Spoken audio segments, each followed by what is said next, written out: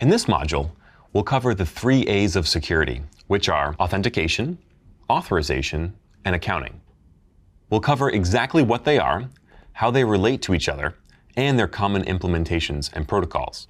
Let's kick things off with authentication, and by extension, identification. You should be familiar with authentication in the form of username and password prompts when accessing things like your email.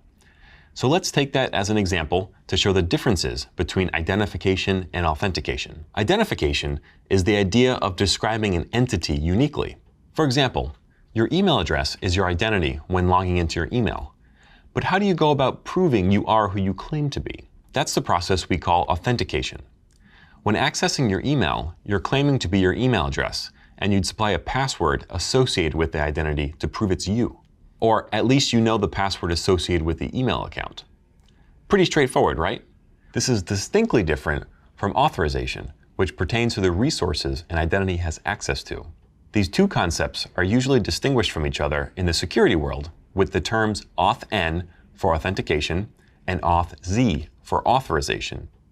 In our email account login example, by authenticating using your email address and password, your identity is authorized to access your email inbox, but you're not authorized to access anyone else's inbox.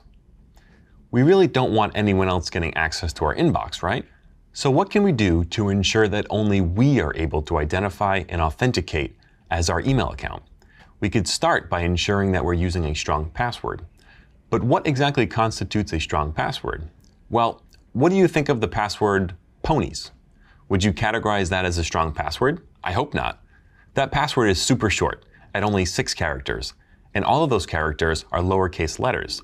This is a short and simple password, but that could be easily broken through brute force or dictionary-based attacks.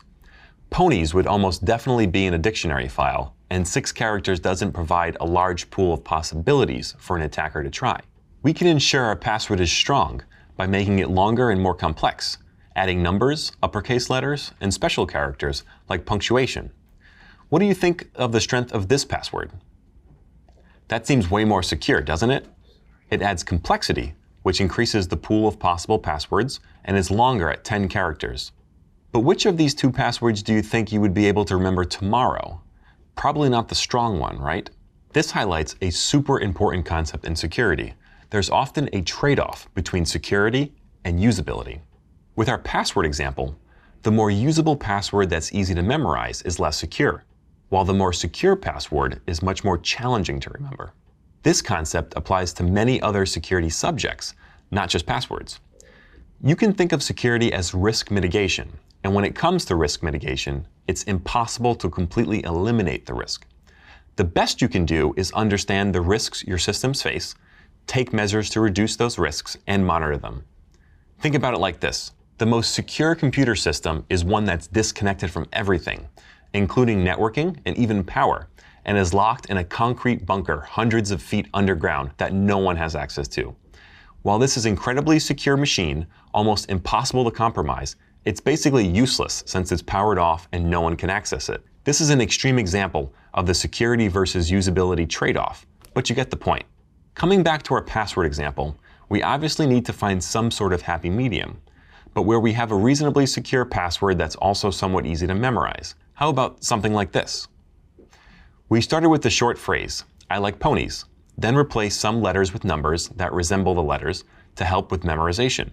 We also swapped the S with a Z, since they're similar sounding, and tacked on some numbers as a suffix.